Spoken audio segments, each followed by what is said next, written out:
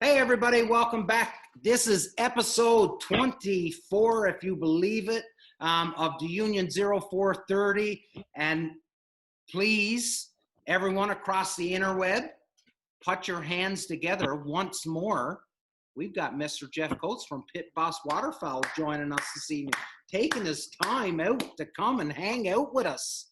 Jeff, what have you been? You have been a busy, busy man since we last chatted. I have, and you're very kind to have me on again, so thank you very much. I appreciate it. Absolutely. We'll go through a quick intro, and then let's get in and picking Jeff's brain. Do it. Go for it, buddy. Sorry. I said do it. Oh. Ooh, nice. True North, strong and free. Attaboy, I love it. We've got Phil just outside the provincial capital of Ontario. We've got Dave up in Kincardine, Ryan just outside of his provincial capital. I'm just outside of Kingston, Ontario, and we've got the man, the myth, the legend, Mr. Jeff Coates, Mr. Pitboss Waterfowl out of Berlin, Maryland, on for a second episode of the show. So this is pretty special once again. Jeff, thanks so much for coming on. How are we all doing tonight, fellas? Super. Good now. We get to talk to Pitboss. Yeah. Jeff, like I started off the show, I said you've been really busy over the last little bit. So first thing I need to say to you before we get into it is once again, thanks for coming back on. In fact, after the first time you were on, Dave and I had a ton of people reach out to us and say, how in the hell did you get Jeff Coates on your show? And honest to God, and Dave said it. Dave said it best, and he was like, "We asked him," and he said yes. And it just speaks volumes about the type of man that you are, and we truly are honored to have you on, especially for a second time, and all the stuff you're doing to help and support us and spread the word about us. So let's talk Texas Teal, because that looked like a blast. We will get to Texas Teal first, but I want to say this. So I always like to try to help people out, and I don't know. Maybe I should say this because I don't know 100% what the laws are, but I had somebody reach out to me that I have no idea who they are. They're from Nova Scotia, and they were needing a piece that they could not have shipped from here directly to them. So It got shipped from there to here, and I put it in the mail yesterday for $1.25, and it got shipped off to them. So I do. When I said, hey, when you reached out to me, and I said yes. I mean, I always try to help people out. So Andrew. His name is escaping me right now, and I wrote it down yesterday. Andrew starts with a G, but anyway, he's got a couple little parts and pieces that evidently he couldn't get for whatever reason, couldn't get shipped from there to here, but I was able to get them to him. So I think they might be gun parts or pieces. So I think that was probably yeah. But yes, I'm sorry, I hijacked it there, but yes, Texas Teal, Texas. It's just an awesome. I say awesome all the time, but it's just an awesome time. It truly is. If you had time to check out that little video that I did, I mean, the video on YouTube, it's really just all iPhone footage. So I'm just there with my phone. Like, it's nothing. Nothing. I didn't really have that much with me, so just trying to make something out of nothing. But I had plenty of phone footage, and I just sat there. And if it wasn't, over the years, I've been very fortunate to travel and get to do lots of things. And if that wasn't the best puddle duck hunt ever, because I know we always say, hey, what's closest to us, that was the best. And we forget about, uh-oh, I think Karen might be home. We kind of, maybe as time passes, those memories aren't as strong. But I can tell you this, if it wasn't the best puddle duck hunt ever, it definitely was the best teal hunt ever. It was just, there were blue-winged teal everywhere. And it was not as hot as it normally is, and the mosquitoes were not as bad as they normally are. And the friends, the food, and the drink were as good as ever. So it was an awesome, awesome time. That's the fact that the skeeters weren't as bad just makes the trip worthwhile right there, I think. You know what, Jeff, that you bring up a good point, because you say you had lots of blue wing. Normally in my area, or certainly in my experience in my area, I don't normally see a whole ton of blue wing teal. I'll usually see a bunch of green wing, but usually I find the blue wing are the first that's out of my area. And Mark and I, who's not on tonight because he's having a romantic rendezvous up in Northern Ontario, him Nothing and wrong I, with that. no, not at all. But him and I went out on opener here, and we done really well on the blue wing teal, which was really surprising. So, and then you're hearing you were into them too. So just blue wing teal must have had a really good hatch last year. I think they did. And the other thing is, so I didn't say in Texas where I was, so just basically southwest of El Campo, Texas. And what I'm not a teal expert, but I'm told as they come down, Atlantic Flyway, wherever they're coming down, they kind of hit the Gulf Coast and they head west, and kind of like, I'm gonna say it sounds like that they almost have to funnel through that southeast portion of Texas to get into Mexico. So although I've been hearing other things too, where they fly straight across the Gulf of Mexico to get there, but generally, especially through, we were all in flooded rice, and man, again, it was just, it's a very impressive area, and it seems to be, the birds are better and better. Maybe social media and everybody talking about it helps it, but I mean, it seems to be more and more popular also. Wow. Talk about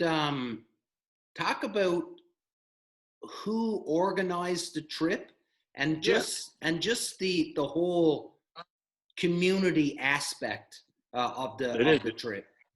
Yeah, for sure. So way back in the day, you have to thank Josh Butler. He's in Huntsville, Alabama, and this was the first time I ever went. Sitting basically pretty much right where I'm sitting. I always talk on speaker so Karen can hear, so I don't have to explain what just took place.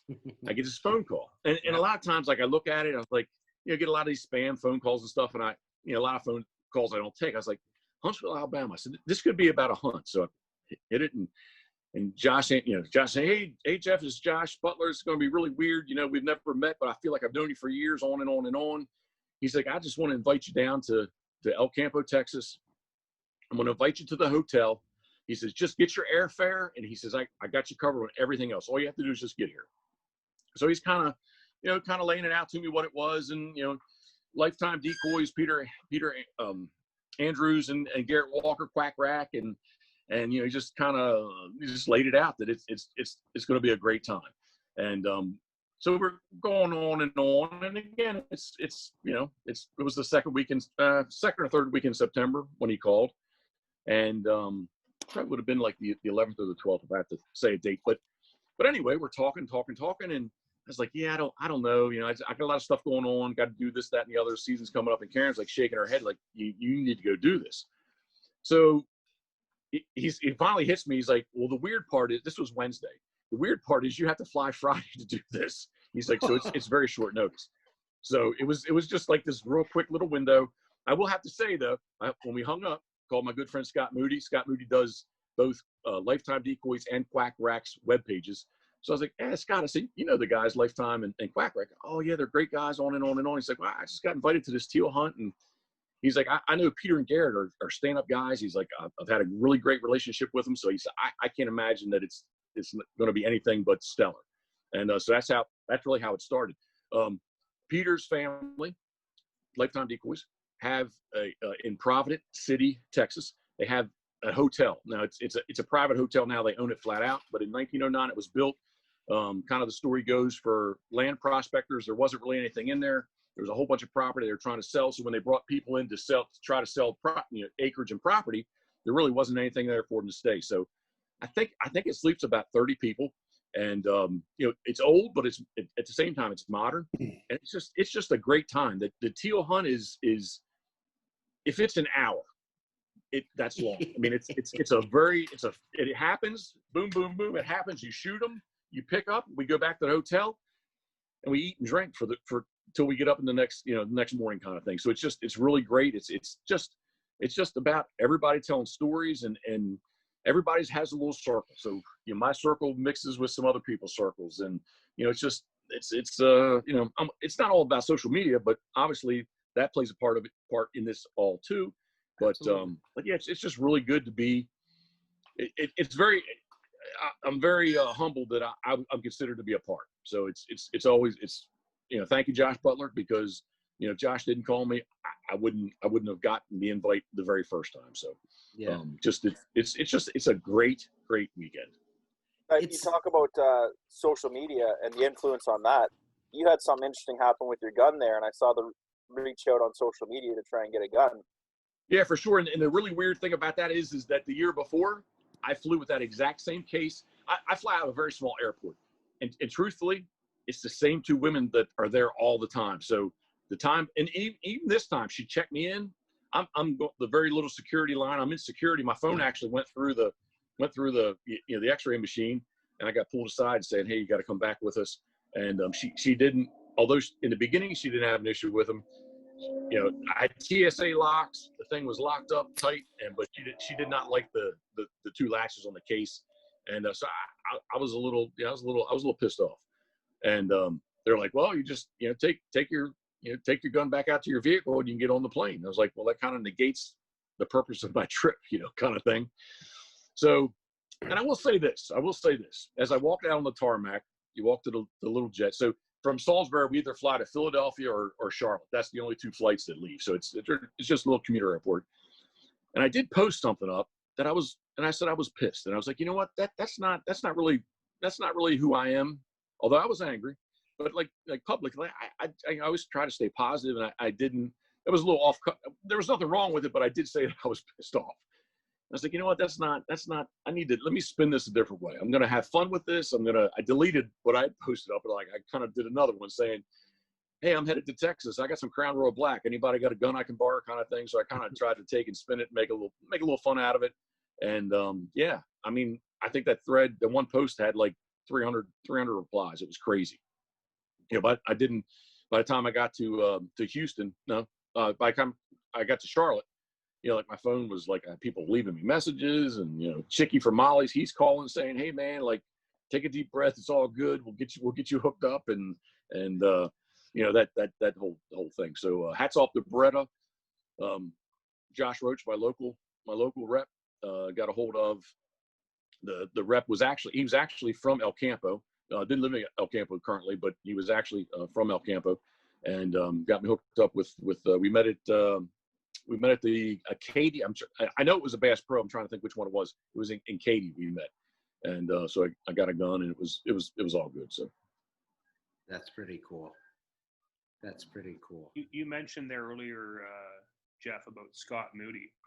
yes, And for those who don't know and are not into the game, Scott is by far one of the, if not the premier fucking photographers in the United States. Like, I follow Scott's work, and he's next level when it comes to his shooting, and the material that Scott puts out is like, you can't even compare to what Scott does.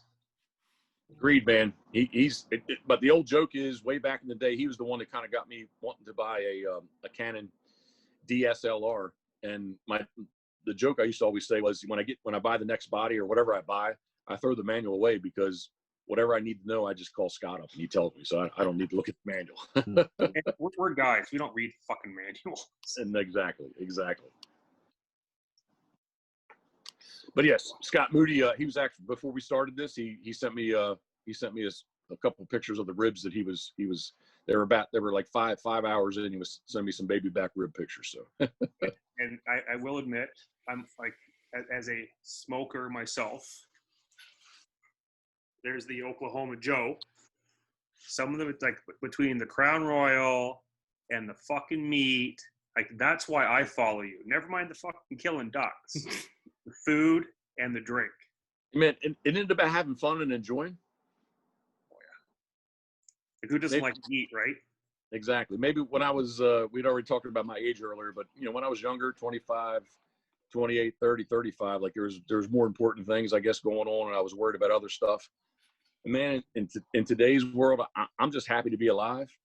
And, do I get upset about things and do things bother me? Yes. But at the same time, man, I just, like just with the gun, I just try to put a better spin on things and just try to enjoy enjoying. So One thing my father always says, you're here for a good time, not a long time. there you go. That's the truth, right? Absolutely. I don't know. I don't know that I'll be here next month. Do I want to be here next month? I most definitely do, but there's no guarantee that I will, right? So, man, you need to do today, if you keep saying someday I want to do this and someday I want to do that, if you don't make it happen, if you don't make it happen, someday doesn't get here. Yeah. Someday never comes. Yep. Jeff, you were down, I believe it was, you were down south there a while ago too. You were down doing some dog training. Actually, it was Red Wing, Minnesota. Okay. So you were northwest or west. Yeah. Super Retriever Series. Nice. Yeah, so that was under COVID. That was the first time that I flew. Texas was the second time I flew, but I do have to say, man, like I definitely was, like as we came closer to the time that I was supposed to leave, I definitely kind of said, like, to Karen, I was like, is this the right thing for me to do? Am I being irresponsible? Is, my 85-year-old mother lives here with us, and like right. I don't want to, just like, am I doing the right thing? And real, not to go off on a tangent, but real quickly, Karen told me, I'm not telling you should, and I'm not telling you should, but I will tell you this: if you don't go, you need to change a whole bunch of other things in your life that you do daily, because you know what I mean? It's I mean, like, yeah, I mean, so like we need to live and we need to go do what we need to do. And she said, if you're not going to fly, then you need to reevaluate many other things that you do daily. Mm-hmm. So like, point taken. I'm good. I'm good. She's like, don't do stupid stuff. Okay. Yeah. I can do that. Yeah. So anyway, yes, but to spin it back, yes, I got invited out to judge the Super Retriever Series. Alex Ryan, Wildflower Bottoms, Red Wing, Minnesota. Man, talk about a beautiful area, and especially with the Maryland heat and humidity. I went out there and like, oh my goodness, man! Right, I stayed right on the Mississippi River. It was just a totally great experience. I won't say awesome. It was awesome, but I'll say it was a totally great experience because it really was. Went out there and judged. Some great dogs too. Right? I was going to say, got to see some great dog work, and if nothing else, it definitely motivated me to really, like with Rye, the young dog, just to really like, buckle back down and like, not necessarily I want to go run that, but that definitely helped me refocus. The first I'm going to jump back to the first Texas Teal. We put the booger dog down in June. So June, July, August, September, and Karen had said, hey, you want to get another dog, whatever, what do you want to do? I was like, nah, I think I'm done, man. Like with fishing and stuff and everything else, like, no, I did say like, hey, if you could find something from Coots Bloodline, maybe, but like, I think I'm done. So she got on OFA and she looked around, she tried to find some stuff. But anyway, long story short, I was done. I went to Texas Teal. We stayed at the hotel, dog camp, or not, duck camp, with dogs running around, gunning over dogs. As soon as I got back in the airport to fly home, like, Karen, I want to get a dog, kind of thing. And it was the same kind of thing with the Super Retriever Series, where like it just really kind of helped, inspire me or motivate me to want to do better. So it was really great experience. It's definitely a different game. It is a game. It's not, I run AKC. All right. In the past, I've run AKC hunt tests and field trials. Mm-hmm. So it's not that. It's kind of a combination of everything. Yeah. But definitely some very nice dog work there for sure. Yeah, for sure. And you hit the nail on the head when you said, it sort of inspires you and gets the juices going, right? Like I'm already, like my dog is only about 16, 18 months old. I'm already jealous of Ryan right now because Ryan just got a new puppy. And now I'm not jealous over the whining and the sharp teeth and the long nights, but I'm jealous of him, watching him on those every day when he sends a video of that new thing that the dog does. You know what I mean? So it does, being around him, it just gets you going again, and you want to, it's impossible. And Phil's got a new dog. Dave's got a dog that he's working. You know, it's just Dave's chomping. I got a message today from a guy who was watching Ryan's videos, and he says, "Holy shit, Ryan's new puppy's probably better trained than my dog." Well, my pop's trying to eat a 4-year-old on a daily basis, so because she brings a bumper back in a field doesn't mean she's well trained. But we focus on certain things that go well, and there's certain things like in the house. Like it's kind of funny because my last lab, she was a dream puppy in the house. I mean, she was decent in the field, she was good in the field, but in the house she was an absolute pleasure. This one's the opposite. Going to be a little more work in the house, but the drive and the determination for the field, I think, is going to be good. But yeah, you forget, it's been so long since I had a puppy. You forget about the little trials and tribulations and things you got to deal with just on day-to-day basis. And it's like having a baby in the house again for the first little while. So yeah, it's all cute and fun, but you just want to strangle the little fuckers. yes. Jeff, we go for it. Go. No, Well, I was you. going to say about dogs real quick. So with Rye, well, she's just 2 years old, I guess. But the 2 years ago going to PEI, which PEI,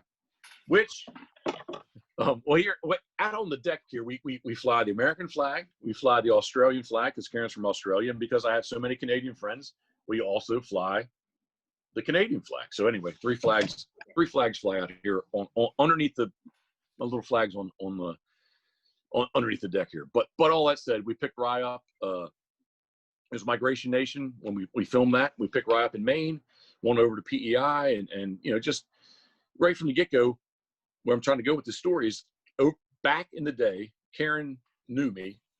I've known Karen, I don't know, she's waving to me. Before we got together, it was probably a good 12 years, because I would take all my labs. I would, you know, she was the office manager at the vet where I would go. So she knew of all the dogs, Coot Diamond, you know, Poacher, Bristol Booker. She knew of all of them, but she never really got to be around them and actually see them. So that when we were together, you know, sadly enough, that the last three, you know, it was she's put them down with me together. So, but she never really got to see them really work. So with Rye, I thought it would just really be fun. I know sometimes people foo-foo junior hunter, but I thought, you know what, Karen will have a blast if she'll get a junior title on Rye. And I, like, you know, basically, you know, let Karen handle her doing all the work, which, you know, again, for junior hunter, it's really just kind of bringing the bird back. It's, you know, force fetching, I think, is probably the biggest part of, you know, passing a junior hunter, that they deliver to hand. But other than that, you know, any decent dog's going to mark and can do the 4 marks that you need to get. But anyway, long story short, where I'm trying to go with this, even though it's just junior hunter, that was our goal with, especially for Karen, because I just know she's going to have a blast doing it. And you know, she has a great relationship with Rye, and I was basically out throwing everything for her, telling her what to do. And I did force fetch Rye. You know, she didn't want to do that part of it, but everything else, you know, she's really enjoyed doing. So that was kind of our goal with it. But again, back to the SRS, and I got a little bit of like, well, you know, maybe I want to do something down the road. Maybe not, you know, when she's 4 or 5 or 6 kind of thing. You know, put a little more time in her, and maybe, you know, maybe I could do something with her. So I'm sorry, I'll give it back to you. But that was my little ending of dogs. No, but that's good. That's awesome. I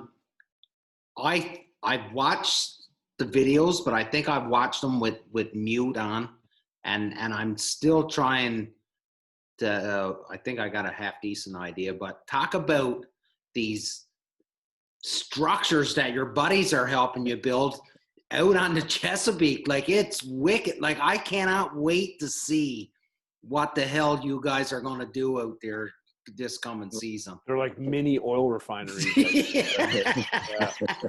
Yeah, you're soon gonna have to get those helipad lights on it. Yeah, so the planes don't crash into them and stuff like that.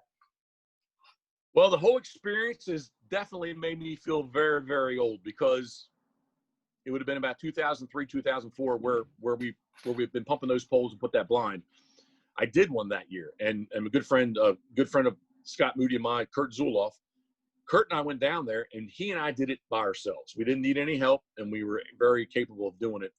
Now, the only thing, time passes. The only thing I'll tell you is I think I did not use quite as big a material then as I did, currently.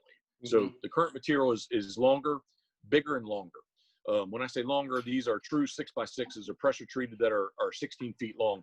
So, and we're in about 2 feet of water. So just to stand up the 16 foot piling, that in itself is a little bit of effort. So I definitely, it definitely makes me feel much, much older. I do have to say, for the first wall that we did, I was in the boat. Karen's son and Karen was in the water. So when I had two other guys with Karen's son in the water, I reminded them, is like, well, last time I was here, like, it was Karen was in the water, like, not two grown men. Yeah. But anyway, the biggest thing, the first time that we were in the water, they were in shorts because the water was plenty warm and all, but there were these dinner plate sized jellyfish. It was it was just, they were getting stung, they were getting bit. It was miserable. And it was a little bit hotter, but anyway, I'm all over the place here. But pumping poles, it's a 4 foot by 16 foot blind. We're about from the surface of the water, it's about 4 feet off the surface of the water, and it's just a nice big box blind. It's on a very shallow water shoal, so the more you move in, I mean, it doesn't look like it should be, but it's very, very shallow. There's a lot of grass in there, and it's a really good spot for the Atlantic brant, little saltwater goose. And it should be, I don't want to jinx myself, but it should be really good there this year. How many fellas you going to be trying to hunt out of that, Jeff? Well, I mean, if probably 16 feet long. So if my normal trips are usually 4 people, but if I do 6, I think probably I'll stay in the boat. So we're going to pull the boat in behind the blind. There's a little bit of a boat hide and climb up into the blind. So I think probably if I do gun 6 out of the blind, I'll probably end up just possibly staying in the boat. And calling and kind of, working the birds from down there versus being up in the blind. But it's 16 feet long. Originally I went, because the duck boat is 32 feet. I was going to do 24 feet. And just the more that I thought about it and got into it, I was like, that's probably, I'm biting off a little bit more than what I can chew. So instead of 24, let's work it, 8 foot sheets, or 8 foot segments. So let's just do 2 of them. We'll do 16 instead of 24. And it should be, again, I had one there before, and a good friend of mine, a little bit to the east of where I'm at, I've used his many different times. Okay. And it's a really cool experience to climb up in. And generally when the birds come in, when they're coming in low, like you're almost like shooting down on them. It's not, I mean, there is some shooting up, but generally it's you're, parallel to the water or down. Wow. Where you built that blind there, Jeff, is that just on a sandbar, or is it just one of those typical shallow stretches of the Chesapeake where you guys can pretty much go for a walk for a couple miles there? Yeah, we would call it the shoal, or a shoal, kind of thing. It's a shoal there, so it's kind of, east and west. It's not that wide, maybe 300-400 yards, but then north and south is probably, man, it's like a mile long easily. It's like a little oddity. I would say way back in the day, it was actually a little bit of marshy tumps out there that, erosion has just, the northwest wind has just kind of eroded and washed them away. But but I can tell you this, from where I'm at to go to my friend's blind, I can't, the boat, forget about the boat running the motor, the boat doesn't float to go across. And there is a tide there too. So, the water level does just change a little bit. But it should be a good time. The brant season went from 30 days to 50 days. So, a couple more days out there, more opportunity to use it. And, I'm really looking forward to doing it. So I think hopefully tomorrow, Amazon's usually pretty kind to me. So I got a bunch of camo netting. So it's a nylon netting that also has like a die cut camo material through it. And if it shows up tomorrow, I think that probably Saturday, Sunday, looks like that hurricane, like in the, it's going to go up through Louisiana. It's going to kind of we're going to get some rain from it on Sunday and Monday. But I think hopefully Saturday, maybe we'll run back down there and try to get the netting on it and try to finish it up a little bit more. Is that hurricane supposed to make it all the way over to the eastern seaboard, or is that rain and wind Well, just an offshoot or something that is dragging along with it? yeah, it's just by the time it gets here, we may have may see like some 20, 25 mile an hour winds from it, but Okay. it's gonna be more of a rain event. Yeah. Okay. Yep. Okay. So those, I guess when I look at it and I think, and I guess it's just because I've never been down on the Chesapeake, so I don't know what it is, and that'll change as soon as that border opens. I was just about to say, when are you gonna get here? Yeah, when that border opens. Hey, Dave. I was thinking there's a new rule coming in effect that you can go across the border for family if Jeff adopts one of us, or both of us, or all of us. I'm just saying, Jeff, like, not to put you on the spot. Yeah. There's no financial commitment whatsoever with this. It's Nope. it's strictly on an administrative level. I told you I like to help people out. Now, come on. No, but like how many, with the Chesapeake being as busy as it is, how many of these structures would you see out there, or is it something that fellas just don't do? Well, Maryland is very regulated, so there are rules to how you can do these things. Okay. But in certain areas are it's more popular than others. Mm-hmm. So it just really depends on. I mean, the Chesapeake Bay is a big. It's the largest estuary in North America, right? So in Maryland, Virginia, it's a big body of water. So it really just depends on where you're at. And like sometimes, as crazy as it sounds, like there's places that, much like here, it's very developed, and people put blinds, like that kind of a blind, like on the end of their pier, kind of thing. So it just depends on where you're at, truly. Okay. Yeah. I can get that. I would tell you this: you may be surprised at how many you do see. Like from the New Brunswick, Nova Scotia, PEI, my times in Ontario, times in Quebec. Like, I don't see many duck blinds. If you were just riding around here any time of the year, like you see duck blinds. Yeah. So I mean, you really might be surprised how many you do see. Yeah, I think we would probably be surprised just because the number of hunters down there, vice where we are, it's totally different, right? So, so listen now. So tell me, what's new and so you've already gave us a bit of new and exciting stuff, but like what's coming up for Pitboss Waterfowl? Like, new season is upon us. It is upon us. I want to say something too. This is a little personal, but since the last time I've talked with you guys, I'm down 24 pounds. So I still eat and I still drink very good. I just cut sugar and carbs out of my diet, and gained two holes back in my belt, and I'm excited about the season, man. Just losing a little bit of that weight, I feel much better. And the official special sea duck season starts October 31st, so it's really not that far away. Yeah. I was finishing up out front today. I'm painting a bunch of wood ducks, so I got them pretty much. Need to put weights on and rig them, but those things are done. I did touch a couple. Good. Yeah, no, I watched your video on you fanning those out on that. So that was pretty good. That's pretty cool. Yeah, thank you. I mean, pretty much in not to go off on another tangent, but like pretty much in everything I do, like I've had somebody that helps me. So like when you see me painting like that, I thought my carving was okay. My painting of decoys is what I struggled with. And I've just always had somebody help me, hey, do this, do that, or this is how you do it, or that's how you do it. And so a lot of that stuff that, if you watch me do that combing of the paint, had somebody show me how to do it, and I try to, I'm a much better learner. I don't know what type of learner it is, but if you showed me it, and I can try to emulate you versus if I read about it. Yeah. So let's go back to your loss of weight here, because I'm quite curious.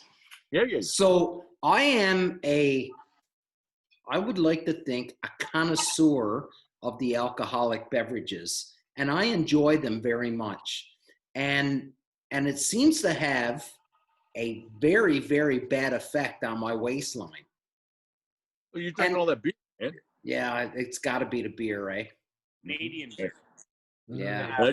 It's just beer, man. Let's be honest. American beer ain't beer.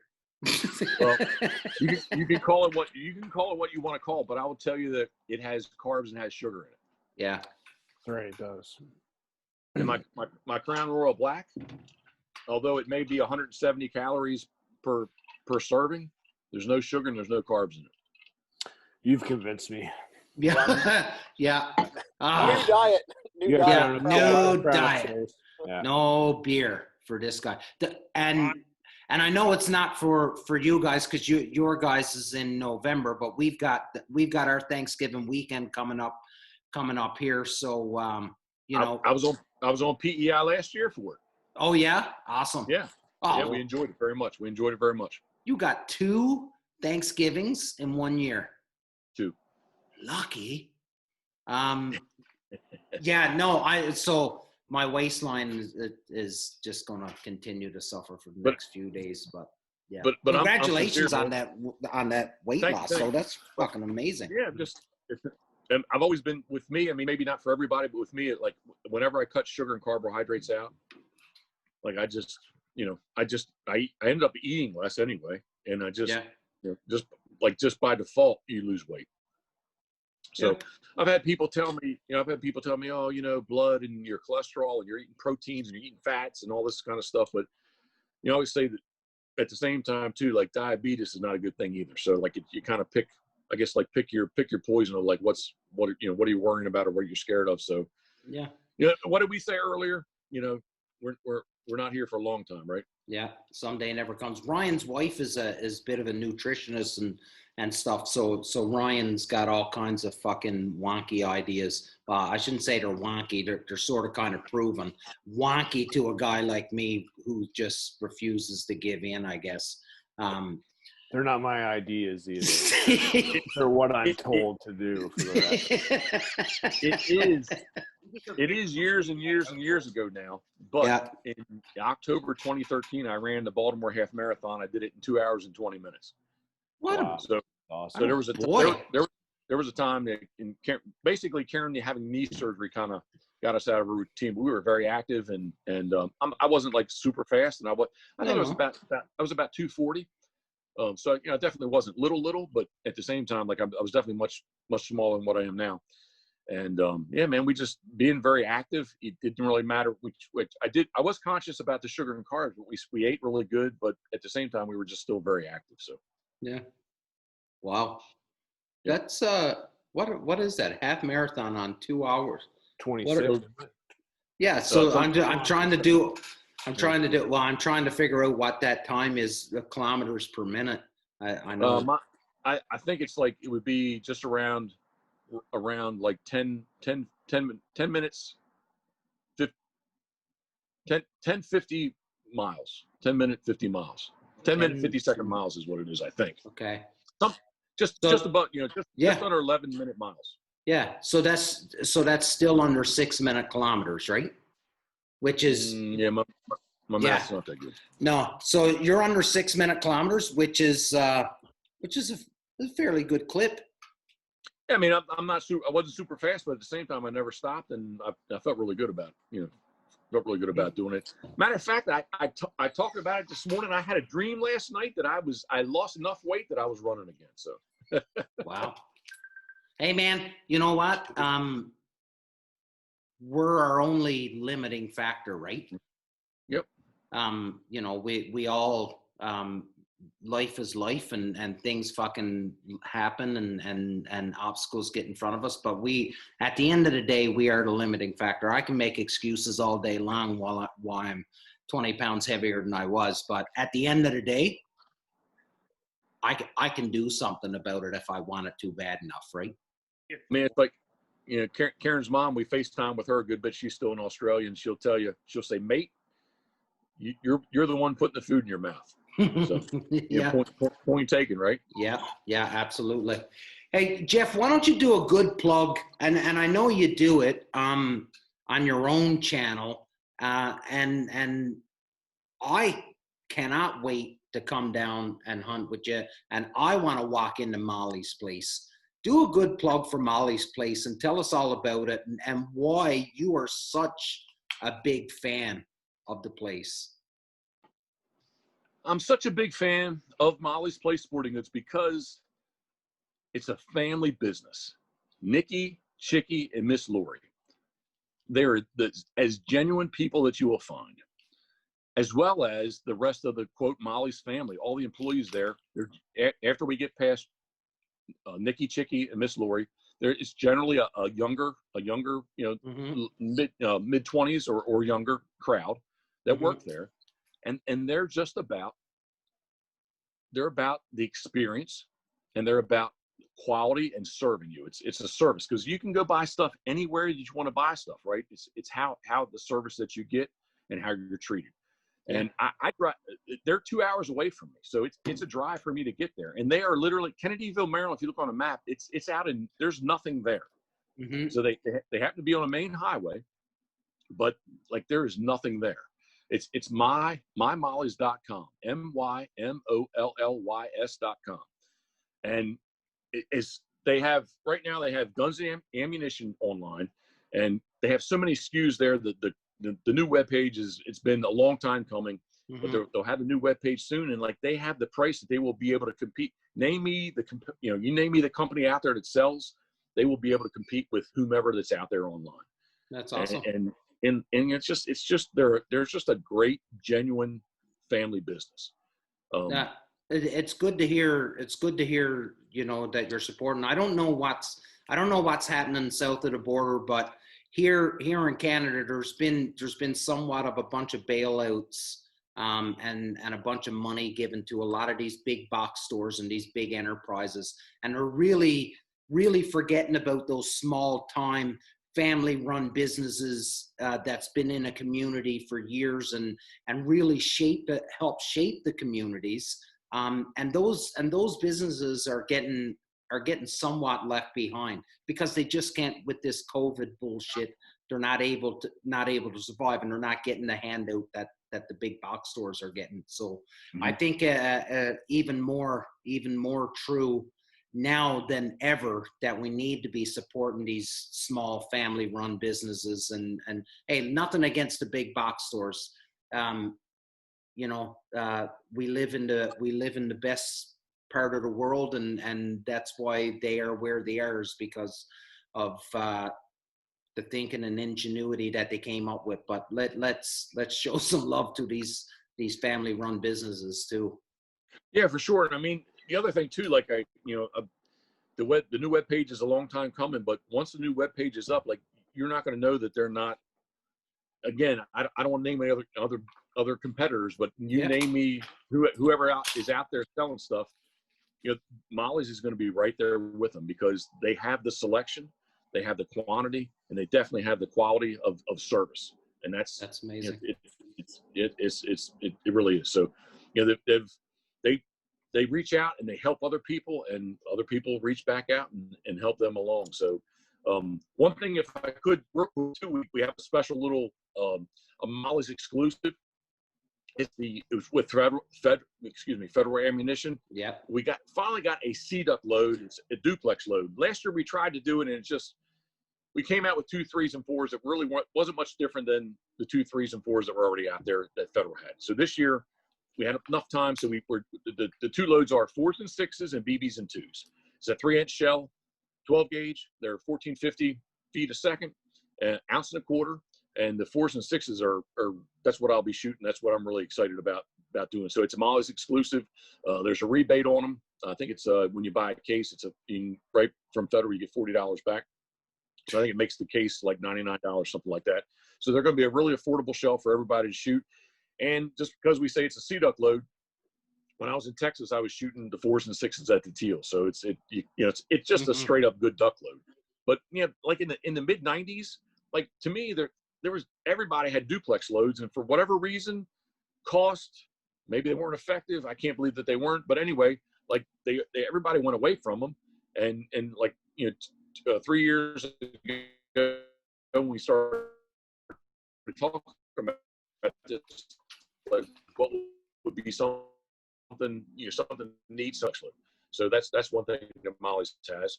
And you had mentioned to me too, at A300, Molly's has a great relationship with Beretta, and Beretta does an A300 for Molly's. Again, Molly's exclusive. Cerakoted with the old school mossy oak shadow grass.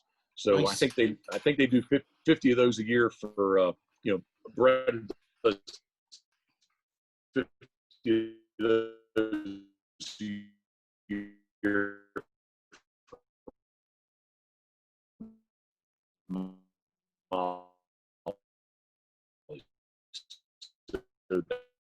That I got to stop you guys here. gun that goes over very well also. Is everybody hearing or seeing the video You got fine? that Is one. You got Echo one drop? for that. Last couple seconds was the first time you kind of broke up. My kids are back. Bandwidth gone. Sucking up every bit of suck the life out of every goddamn thing I got. Goddamn Fortnite, eh? Yeah. Fortnite and Snapchat. Sorry. No Warzone? No, you know what? I'm pretty proud of my son. So Jeff, you don't know, but we lived right in the city up until about a month ago, and then we decided we'd move out into I call it the country, but it's really not the country. But so we moved out, and I was really worried about my son, because he played with his buddies online all the time. That's what he done. He played video games with his buddies. And I was starting to worry. I was like, man, what's going to happen when he gets out there? There's no buddies. Internet's going to be shit. You know what? I'm pretty impressed. Like he takes the quad. He'll take the quad and go for a ride. He'll hop on the lawnmower, cut the grass. He's finally wanting to go hunting with me. You know what? So I don't know. Maybe he was just because of where he was living. That's sort of kind of the thing that he got into. And now that he's out here, he's like, finally, I can be a boy. Product of the situation. Yeah. We'd call that environmental here. It was his environment. You're a product of your geography. Yeah. I'm pretty happy with him, man. And so he said to me the other day, he was like, Dad, I think I'm going to get rid of Fortnite. Like, he's still got his video games, right? But he's like, I think I'm going to get rid of Fortnite. He said, it's sucking up a little bit too much. So I'll just play Spider-Man and his other stuff. So I'm like, little tear in my eye. And then he asked me to go hunting. So I was like, come on, let's go. Yeah. So nice. I love you, son. Yeah, I love you, my boy. Yeah, no, Jeff, sorry, buddy. I don't know if I cut you off there. I'm having some, I don't know what's going on with my connection here tonight, but no, when you were talking about guns, I was just about to say, Jeff, I call him G-Off, Jeff, PEI there. Like, he tells me quite the same thing. Like, guns are just, you guys, you just don't quite have the same, the same selection or the same choice as what we do here, Yeah, no. Stick. Go for it, Phil. We get the short end of the fucking stick. Yeah. We don't even get the stick. We get like a twig. Yeah. I've worked in some pretty crazy places over my life, and I've been, I've done some pretty crazy things, and people I don't think people fully grasp the firearms, I guess, market that's south of the border, right? And here's my best example of this. So back, whatever it was, so maybe 2016, when President Trump was about to get elected. So there was a whole ton of people down in the United States that didn't know what was going to happen had Hillary got elected. So the whole ton of people started buying up all of the 5.56 and 7.62 ammo that they could get, and 9mm that they could get their hands on. And they were just buying it up because they didn't know if Hillary was going to shit can guns. So fast forward a little bit, and the Donald becomes the president, and ammo is no longer an issue. I was the purchaser of ammo for a company, And I can fucking tell you that we were getting ammo so goddamn cheap. It was ridiculous because there was such a surplus of ammo out of the States because fellas didn't need to be buying it anymore. Manufacturing was still happening. It was still being made. It was still being produced. But because fellas down in the States had got their fucking allotment, they didn't need to be buying anymore. Donald was the president. There was no fear of guns being taken away. And the Canadian consumer really, really benefited on this. So if you think what happens south of the 49th don't affect us, think again. Good point. But I can tell you right now, ammunition is at a premium.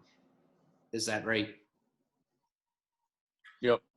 9mm, 223, 5.56. Basically, this time last year, currently it's about 3 times the cost of what it was this year.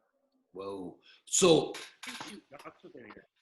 and that's in so to give you an idea, 1,000 rounds of 9mm, $650 US. Those don't sound like duck loads, though.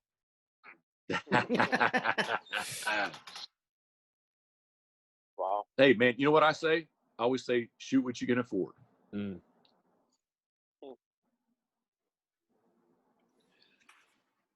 boys, anything for Jeff? I really don't want to. I don't want to keep him on any longer than we need to. I know he's a busy man. My ice is a little. Nah, my ice is still pretty good. Okay, all right.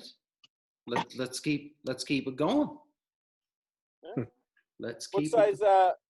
What size choke do you use in your guns there, Jeff? I tell you, with the bread, I've just been using the air chokes. I haven't really. I've always over the years, I've always kind of, for decoying birds, I've really kind of been like modified. A couple of older guns, the original kind of pattern masters, just the, maybe they were out about an inch, kind of thing. The wide grabber pattern masters, the original ones. But I've always thought like with 30, 35 yards, I've just kind of been more of a modified guy, and I've always been smaller shot. Again, back to that duplex load, 4s and 6s, I think, or 4s are smaller. I think it's about the pattern is what I think. Pattern density is what's going to kill, right?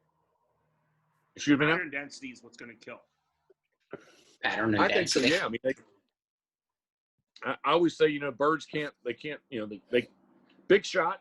There's lots of holes in that pattern, right? But when you have a really good pattern, man, they can't fly through it. I'm really starting to see it up here. There's been a lot of discussion over, types of or brands of ammo. We're really seeing it starting to show up here.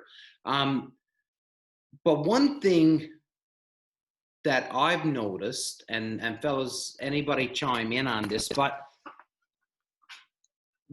is it not fair to say that each gun reacts different to shells? So what works for me and what patterns well for me out of my gun may not pattern well and work well for you out of your gun. Is that a fair statement? And that's something that a lot of people don't see when they first get into this waterfowl world, is they go out and they get their gun and they put their modified choke in, and they go to wherever and they buy the cheapest box of ammo they can, and they just use that. But what you do is you go out and you buy the 3 cheapest boxes of ammo, you go to somewhere that you can pattern that ammo, and you test it at 30, 40 yards, right? Yeah. And then you'll see, like, you know what, if it's a couple bucks more for a box, that duck costs you less to shoot than it does if you have a shitty pattern.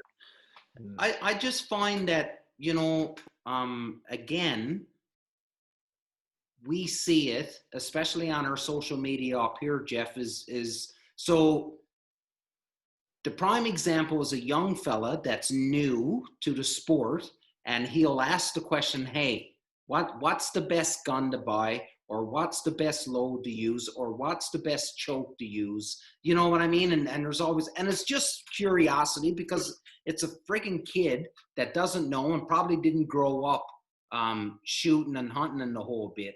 So they throw this question out, and I know I'll see Phil. Phil will always chime in on the gun bit and say, go shoulder a bunch of guns and find out what fits you. And that's usually be the best gun for you. But you'll never hear anybody say, go buy a couple different boxes of ammo, like Dave just said, and go shoot and pattern it and find out what works best for you. Because I'm telling you, I'm shooting right now, and I am having absolutely no problems whatsoever. And I'm shooting a modified choke out of my Beretta, just like you. And you know what? I'm not having any issues. But yet, you know, the guy next to me, he may not be able to hit a goddamn thing. Well, to shadow that, this is one of the biggest things that I push is a lot of the guns that I shoot that, you know, have removable chokes, I run 2 chokes. There's no magical end all be all fucking choke that's gonna kill all and do whatever, right? And you guys can attest to this. Like, everyone has their own different shooting situations. So I shoot small water, I shoot big water, and I shoot fields. And like, you got to adapt to those situations. So, you know, if I'm doing a small water shoot, obviously I'm shooting my 20 gauge. Everyone knows I love my fucking 20s.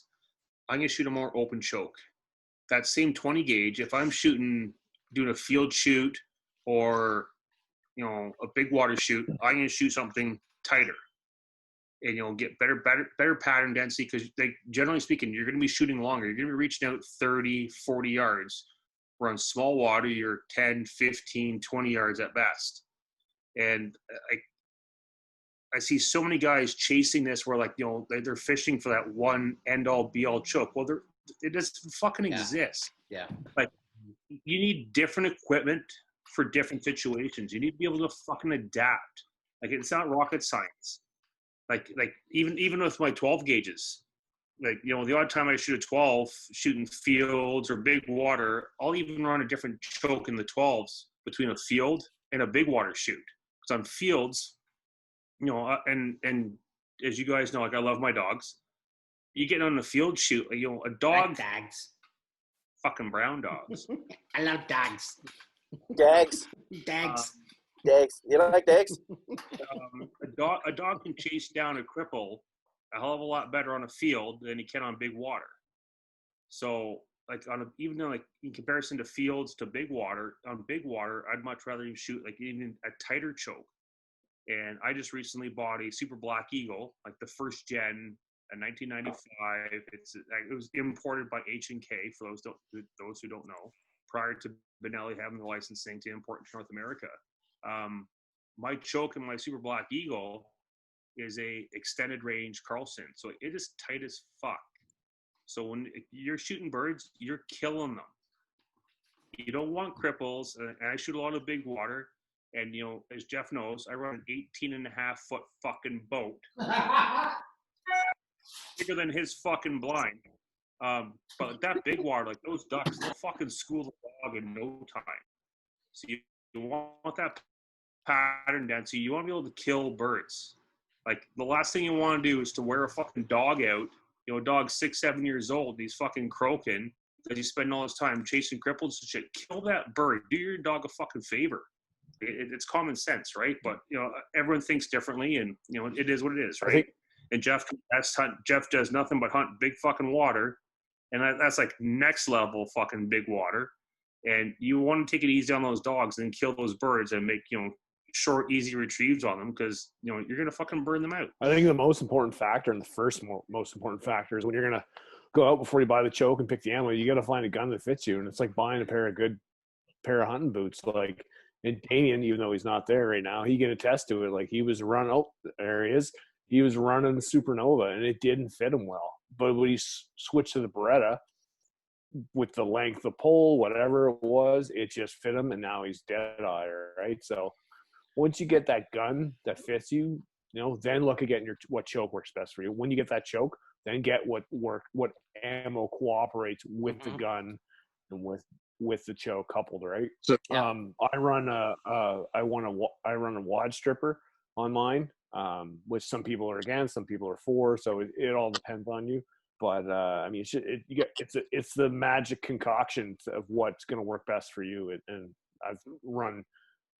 Is one thing I'll never run a gas operated shotgun again. I am an inertia driven guy for the rest of my life now, just for the simplicity and the ease of maintenance. But yeah, there's just a whole gamut of things you need to figure out but when you first get that shotgun, it's like buying a pair of shoes. Like, you need to make sure first, then figure out the rest. Jeff, you touched on it with this new federal sea duck load, and I wanted to ask you when you were talking about it, were you like, did federal like chat with you at all when they were designing this load? Yeah, through with federal and mileage. Yes, it was kind of a collaboration of a couple different thoughts and ideas, and what did we want to do? Do we want to go something more, get out of the steel and maybe go to something that's, non-steel, but obviously still non-toxic, maybe go bismuth, just try to, go a different direction, kind of thing. And, but, obviously at the same time, like cost is always an issue, and I'll say an issue, but it's always a concern for everybody. Right. So it was just trying to find that happy medium. If I could just real quick too. Yeah. So my sensei, my master, my Donald Hughes is not with us anymore, but he always preached to me back in the day when I would go buy he's my mentor, my sea duck mentor, a mentor of many different things, but definitely my sea duck mentor. So what he preached to me was, instead of buying a box of this and a box of that and a box of that and a box of that, go buy a case of something, and yes, go shoot it and test it out. And he told me, shoot the the ground's catching up with me. Shoot the same shell and become accustomed to how you need to shoot the shell, the choke, and your gun, and learn how to shoot that. So he like kind of didn't yell at me, but he's like, stop buying a different box every time. Pick whatever it is, whether it's the most expensive or the cheapest, go buy a case of it and go learn how to shoot that for you. And it kind of, so today, to spin that currently today, what I'll say is, if you're going to shoot a 10-cent shell or a $10 shell, if you shoot 2 feet behind them, doesn't matter, you shoot 2 feet behind them. So like a lot of all this other stuff too is, we're talking about the gun, the choke, the shell, all these different things. But like, I won't say if you can't shoot, but if you don't understand how to shoot waterfowl, it doesn't matter what you're doing. You're going to be 2 feet behind them all the time, right? So good point. There's so much there. I think there's so many factors that go into becoming a confident shooter. Again, the gun, the shell, the choke are all very important too. But like, you need to know how to lead a bird, right? So anyway, that's what Donald would always preach to me, is that it doesn't stop buying a box of everything. Go buy a case of whatever you want to shoot. Buy a case of that and learn how to shoot that. That was basically his sound message. advice. Sound advice. We've got a buddy here, Brendan Veerman, who, swears by, he buys the cheapest ammo he can find. He does a lot of shooting throughout the season. So whatever's the cheapest, that's what he buys. And I'm pretty sure, even though he's never ever told me this, but I'm pretty sure that what he does is, whatever it is he buys, he figures out how it works with his gun, and he drops a lot of birds. So I'm pretty, that's sound advice right there, I think. And he's dropping geese with a fucking 28 gauge this season. That's right. You know what I mean? So, and he buys, he's not the fella that's looking for the new greatest trick or anything like that. He's just looking, he needs ammo, and he buys it. And I guess he figures out how it works with his gun and with his hunting. And like I said, he drops a lot of birds. So obviously he knows what he's at, right? So Brendan's smart enough that he's not going to shoot a Canada at 40 yards with a 28 gauge. That's right. He's going to finish him at 15, and he's going to hit him in the grape like he should. So But credit to, and I know this is going to tie into some other topics, but credit to Brandon, how he does, and he's not stupid about it. So anybody listening to this thinks, well, I can kill a goose with a 28 gauge. Like, well, pump the brakes here. Like, there's killing a goose with a 28, and there's killing it the right way. Mm-hmm. So, and he does it the right way. Yeah. And one thing I find, and it ties like totally into social media, all these guys fishing for, like, you know, that magical choke, wanting to drop geese at 40 and 50 yards. Well, that's all fucking great that your gun can shoot that far. I want to better myself at decoying those birds to 15 yards. Like, that's what I want to achieve. I want to be shooting fucking birds feet down, 15 yards. The gun can do the fucking rest. I want to better myself as a waterfowler, whether, you know, skills, techniques, decoy spread, scouting, whatever the fuck it may be. I want to bring those birds fucking locked up in the kill hole in your face. Yeah. Hey, Phil. I don't want to shoot birds at 40 yards. I couldn't give two shits. I want to shoot birds at 15 yards. I want to fucking draw them in, do my part, scout, whatever, proper decoy spread. I want to shoot them fucking close range. Any fool can kill it, like fucking big game. Any fool can kill a fucking deer at 300, 400 yards. I want to kill them in my face. I want to fucking bring them right in. You want to own them. Fuck yeah. There you go. Hey, Phil, did you know that on the Punisher Waterfowl website, we have a sticker and a T-shirt? And do you know what the back of that shirt says? No, Dave, but you're going to tell me. Fuck Skybusters. Fuck Sky. Yeah. There's nothing more fun than shooting birds at like 15 yards, like getting them fucking in the hole, in your face. Like, I've been out there goose hunting, layout blinds. I've had geese land on my layout blind. That's fucking cool. They had no idea. Fuck no. Like, didn't stand a chance. Yeah, shooting birds at 40 yards, that's great. I want to shoot them at 15. I want to suck them in, shoot them in the face. No cripples, none of this bullshit. I want to shoot them in the face, close range. That'd be a scary experience, those cobra chickens. And people are afraid of those birds. Yeah, cobra chickens. That's right. You know, so as a person that just sat back and listened to the last 10 minutes of talking, we started off on the idea of, listen, every shooter is different. Every gun is different. Every ammo is different. Every choke is different. And we were all 100% on board. And then we really dove deep into it. And then we were like, you know what? It may not just be the gun. It may be the fact that you're a shitty shot. You don't know how to lead a bird. Point. Good point. Now it's, hey, listen, don't just try one box of fucking shells. Learn how that case of shells works. Adapt. So, and it is really, really good advice because, listen, not everybody can go to the store and buy a gun and drop, $12, $15, $2,000 onto a gun, bring it home, shoot, realize that it doesn't fit you or doesn't work the way that you want it to, and then turn around and have to go buy another one. So some people need to adapt and understand how that ammo works and how everything all ties into their shooting style. So what I'm getting at is that for the millions and millions of listeners, I am sorry if you were expecting a 100% answer on how to be a better shooter and how to drop more birds, because we just came 360 degrees in our reasoning. So what that should tell you is that there is no answer. There is absolutely no answer out there for you to be a great shooter or for you to be able to drop ducks other than you are you, and you need to go out and you need to put the time behind the gun shooting the ammo. And I think we can all agree that that is the safest bet to figuring out how to drop birds. Agreed. Yep. I had an epiphany. You don't even know what that word means. It's like marmalade. Spell it.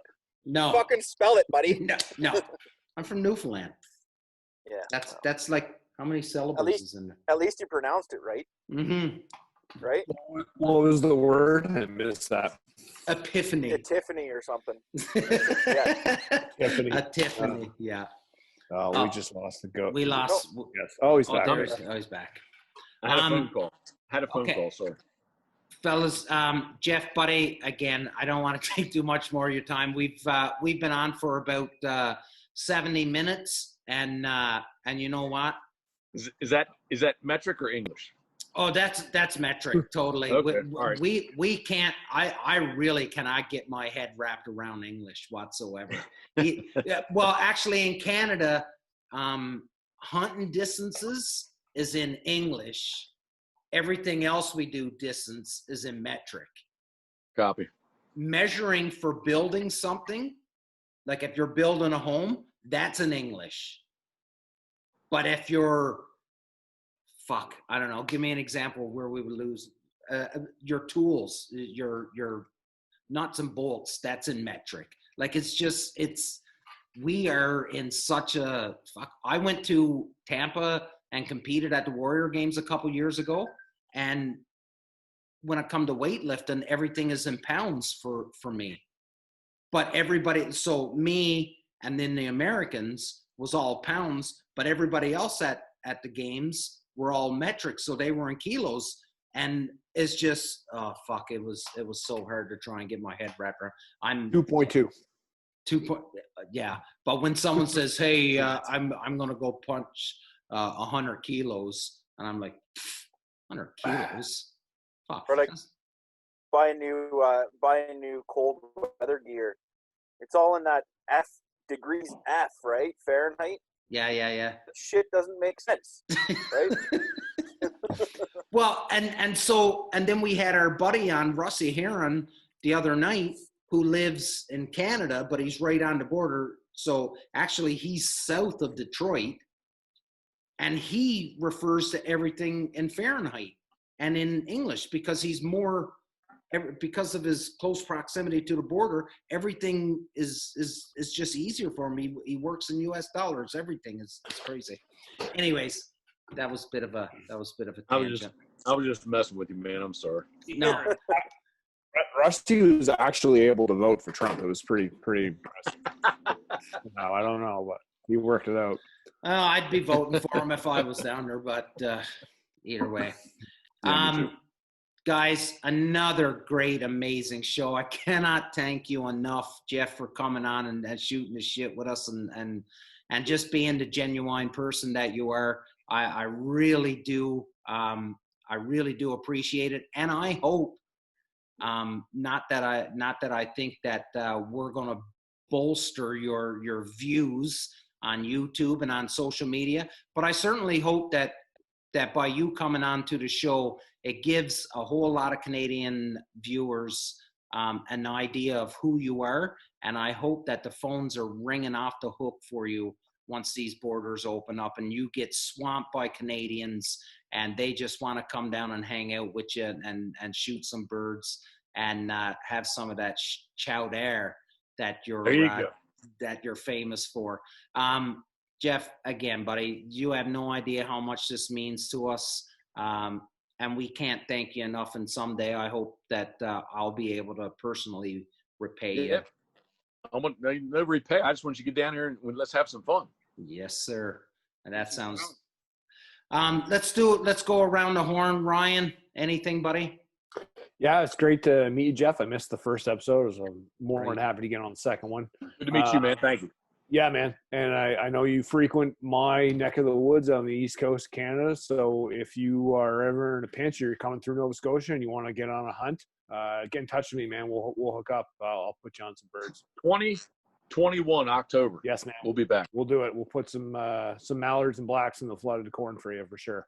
Awesome. Thank you. Philly? Again, like Ryan said, I missed that episode too, and it was a pleasure to be able to sit down and talk with you, Jeff. Huge fan. Love the crown. Love the fucking ribs.